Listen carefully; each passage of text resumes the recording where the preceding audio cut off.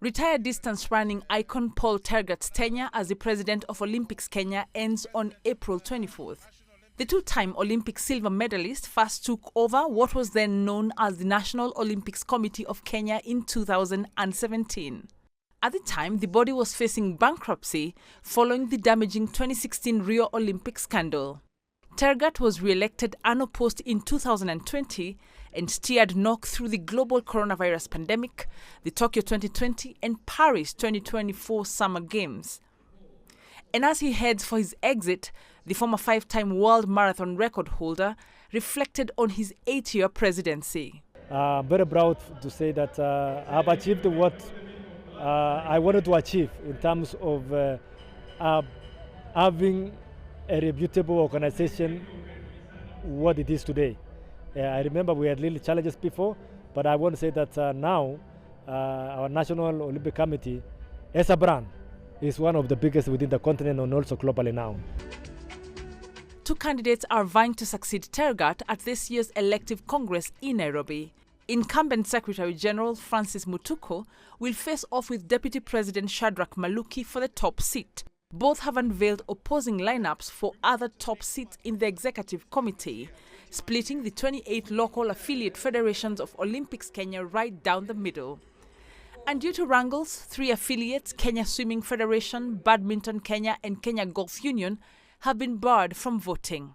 I come to serve, I come to provide innovation, and I come with a great team to be able to elevate our sports from where it is to the next level. I come to be able to maintain the trajectory we've already attained so that we can be able to move to the next level where we support the dreams of our athletes, where we support the dreams of our federation, where we are able to be more stable, to be better organized, to attract more revenue and more support. These are some of the things I and a great team which we have put together are ready to deliver to the Kenyan sports people. Under my leadership, it will look great. It will just look great because, again, as I said, Dr. Paul Tergat is not going anywhere anytime soon. He's going to be there as honorary president. So you can imagine now having Shadrack, who was the deputy of Dr. Paul Tergat, taking the lead, and then the same guy is just next to me. So we're going to throw it to the skies together. At stake for the aspiring leaders is a control of revenues and grants from the International Olympics Committee, running into millions of dollars and spearheading Kenya's preparations for the Los Angeles 2020 Summer Olympics. Wanja Mungai, CGTN.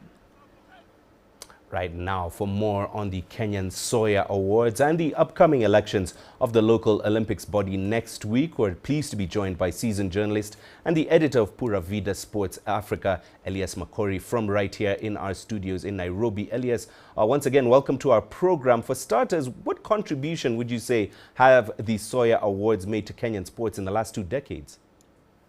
Actually, the SOYA Awards has been fantastic in terms of motivating the young sportsmen and women. I remember in 2004, I happened to be the chairman of the first panel of judges when we elected or voted for Catherine Dereba for the Women's Award and Henry Wanyoike.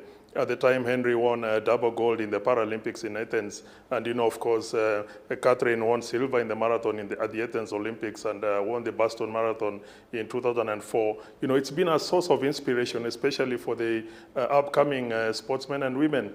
Like Dr. Paul Tergat said in the interview earlier, those voted as most promising end up being big stars. David Rudisha, the late Sami Wanjiru. We had great people. Faith Kipyegon in 2012 was voted as a promising athlete, and she's now ruling the world. So it's been a source of motivation. And again, in the previous years, we've had top African celebrities coming in as chief guests. We've had Haile Gebrselassie, we've had Patrick Mboma and others coming to share in the celebration. So it's a great motivation for the young athletes.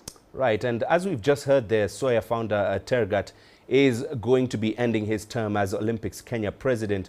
In your opinion, would you say he was a hit or a miss at the helm of that body?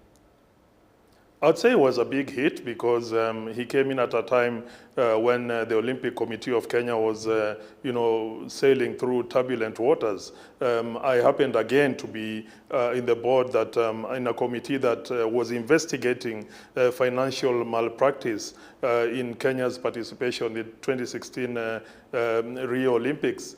The reputation was in tatters.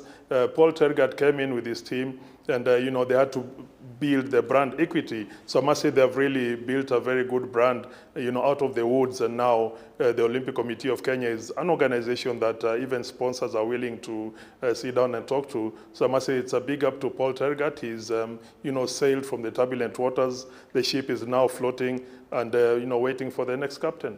Right, and Elias, we do know that 2 candidates are in the running for that position. What would you say awaits the 2 who are aiming to succeed Tergat at the head of that body? Brand equity has been built at NOC, at the Olympic Committee. Now, whoever comes in next week will have to push a notch higher, because Kenya's participation in the Olympics in particular has been down to track and field only. We've been getting medals in track and field only, but now they need to create other sports to go, not just to participate in the Olympics, but to compete for the podium places. We have disciplines like sevens rugby. Just the other day they made it to the final of the Singapore Sevens. That can be translated into a silver medal or a gold medal at the Olympic stage. We have other disciplines that have been doing previously well at the Olympics in Kenya, shooting, hockey, and in other disciplines. So now they need to improve their performance. The sponsors are coming in. The brand equity has been built. So now carry on Tergat's legacy by having great performances. And again, most importantly, next year we have the Youth Olympics in Dakar, Senegal. Again, Kenya has to be one of the big participants in these games. First time an Olympic Games of any nature is coming on African soil.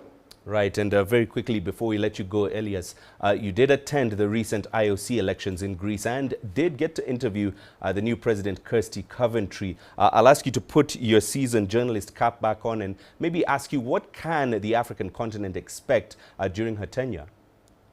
It's a question that I put to her. We had a sit-down interview. Again, remember, she's the president of the International Olympic Committee. It's not only Africa, but all the other continents. So, yeah, she's very passionate about utilizing the potential Africa has. She spoke about regional centers of excellence. For example, having a marathon running center in Kenya, having sprints in West Africa, Senegal, Nigeria, having shooting and hockey in North Africa, Egypt, and the team sports, rugby and others in South Africa. So she wants to see Africa harness her potential in sports development, not individual countries, but all the nations on the continent. Then again, transparency, and she told me that she wants to be a very big voice, for women, fighting against GBV, gender-based violence, and the discrimination of women in sport. So already she has a very, very big entry in her office in Lausanne, and being the first African, the first woman, and at 41 years, the youngest president of the IOC, she has her work very well cut out for her.